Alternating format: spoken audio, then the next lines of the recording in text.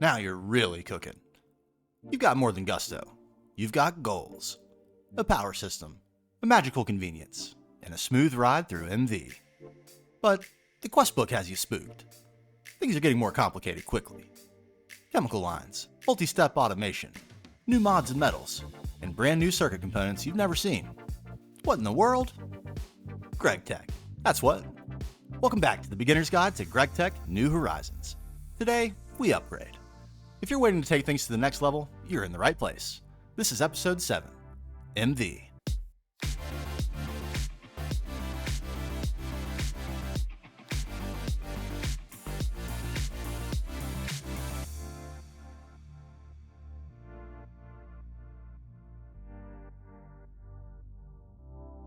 There's not a ton of preamble this time. You should have a goal for your power system and maybe some goodies you already know you want to grab, and you're probably already feeling the power spike. If you can't run your EBF full time, make that a goal, and don't be afraid to use multiple types of power production to make it happen.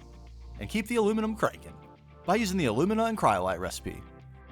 And don't forget steel. As usual, the You're Gonna Hate This quest unlock the meat of the chapter, and let that be a reminder to get familiar with conveyors and pumps. The chemical lines you'll be diving into in MV are going to require cell management for fluids, and you're probably at the point where upgrading the covers on your power system makes sense for transport speed. The flawless emerald for the sensor might be a bit of a trick, but enough poking around in the nether should get you a few, or you can look into sifting. For the most part, MV is about upgrades, either for speed, bonus output, or cost. After you get the extruder for more efficient rod production, the next thing on the list is probably the electrolyzer.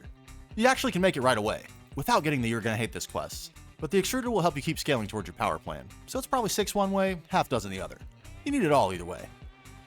Speaking of, there's some crossover dependencies inside the MV chapter, but you can approach it with different paths. This is just one. And to be fair to the electrolyzer, it's probably the most important machine of the tier. To start, you'll probably just be slamming different dust through the machine and routing the outputs to drawers. That'll work just fine to begin. Just make sure you have enough drawers for all the outputs, that you're storing all the fluid outputs, and have a way to void water. You'll need to electrolyze ruby dust for chrome. Find that with redstone ore veins, and a lot of it. And lazurite and sodalite are great for starting silicon and sodium and stockpiling aluminum dust. And salt is ideal for chlorine. But that hardened clay biome you found ages ago is about to become critically important, even if only for a short while. Macerate it, then electrolyze the clay dust for tons of alumina, sodium, lithium, and silicon dioxide. The silicon dioxide can be sent through a chemical reactor with magnesium, which you can get by centrifuging marble dust, to get raw silicone dust. This is 100% going to be worth automating end to end. The magnesia can be recycled, also in an electrolyzer, to get the original magnesium back, so the only input item is the silicon dioxide dust. The magnesium input is what's called a closed loop, meaning the same system that produces your ideal output also produces more of your input items. You want to look for these as often as you can. There are many other ways to get silicon dioxide too. Most players are going to want glass, so a little setup to turn cobblestone into glass dust, some being turned into glass, and some into silicon dioxide will make it renewable. Another thing you'll want to be looking for as often as you can. And you plug it into the same setup you're using for clay dust. There are several use cases for raw silicon, but for now, the most important one is silicon solar grade dust. There are 2 paths to making it, and both have closed loop input items, making raw silicon dust the only input. The tetrachloride route is a little bit easier for cell management, but it does take an extra machine to get the chlorine back. The trichlorosilane route doesn't have any extra byproduct recycling, but only deals with fluids, so cell management can be tricky. Either way, start working towards a full drawer of the stuff and be ready for a lot more. While your SSG stacks up, it's time to pivot to plastics.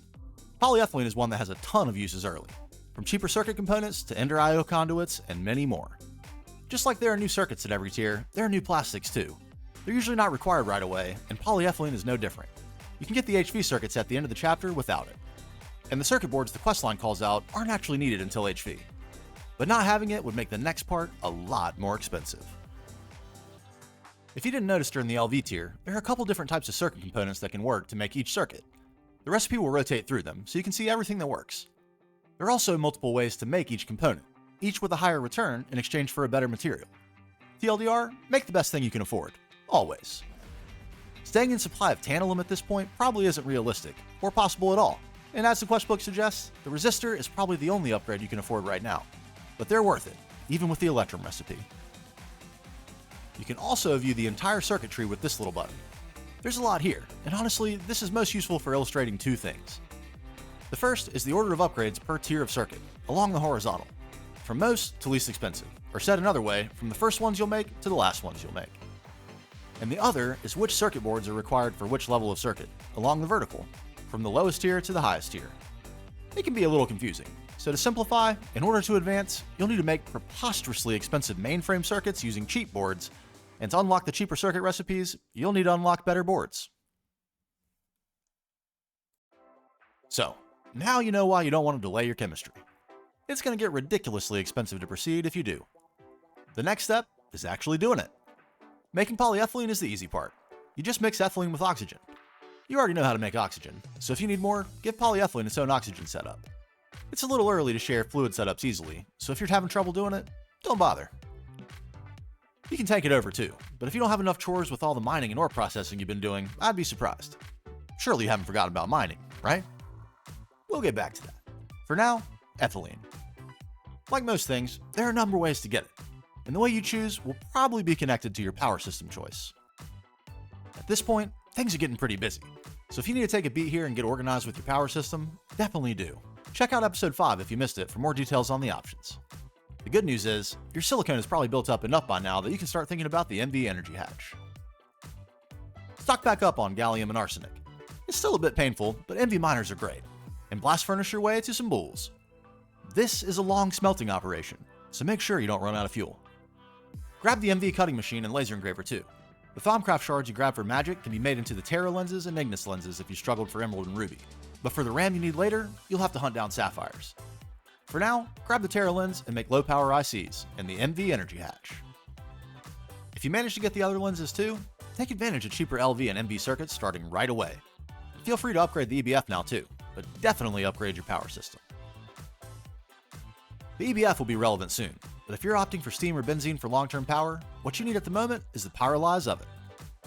Get your farms and oven set for power, then divert some wood into a secondary pyrolyze to make wood gas, using circuit 5, and don't forget the nitrogen for efficiency. Then, distill the wood gas for ethylene. Easy peasy, ready to mix with oxygen. If you opted for fuel like I did in my main world, the straightest line to ethylene for now is to divert some of the light fuel into a chemical reactor, mix with steam for severely steam-cracked light fuel, and distill for ethylene. You can complicate this a bit by making lightly steam-cracked light fuel instead, and distilling into naphtha first, then steam-cracking it again, and distilling the naphtha into ethylene for a better return. But if you're going oil long-term, it might be better to wait for the distillation tower to do that. Even if you got crazy and went biodiesel for power, there's a way to get ethylene through ethanol and sulfuric acid. But like everything else, it's a big investment that's only worth it if the plans all align for you. You can also get into Ender.io now. We aren't going to cover it here because the quest book does a great job of walking you through, but I'll say this, item conduits with item filters will be life-changing. Now, with power well under control and polyethylene in hand, it's time to get back to the EBF.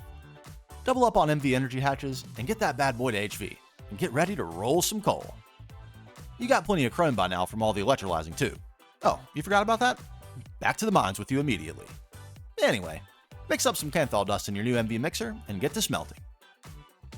To cool the hot ingots, you'll need a chemical bath with some coolant in. You make the coolant with water and lapis dust, which means it's effectively free. I might catch some heat for this one, but I don't think it's worth using the tank and fan to recycle the coolant. Just make the distilled water and batch out a tank of the stuff. With 128 buckets, you can cool over 500 ingots, which was way more than I personally needed before crafting the vacuum freezer. With the basic cooling system, some Kanthal coils, which, by the way, this time require mica, so if you cheaped out last time, get to prospecting. You can start cooking and cooling SSG ingots, and start making HV circuits at last, the very, very expensive way. And finally, the HV metal, stainless steel. You're probably hurting for chrome, and that's totally normal. So get back to the mines or start centrifuging that outrageous backlog of redstone for extra ruby dust, and power the setup using all that mercury in an acid generator. It was exactly at this point in my own journey that I pivoted into magic and bees to solve for some of these trickier resources. There are other ways to approach getting ruby, and if you're having serious trouble, definitely consider using the ruby juice. The only trick is the hydrochloric acid, but let's not pretend like you have enough ruby to need it infinitely. At any rate, batch up as much stainless as you can afford. You'll be making some more multi-blocks in the next tier, and they're expensive. And so it was that you were ready for HV. How about that? There are some things we glossed over though, so let's do some highlights. Ender.io has some amazing things to offer. from easy travel around your base to automated mob spawning and killing.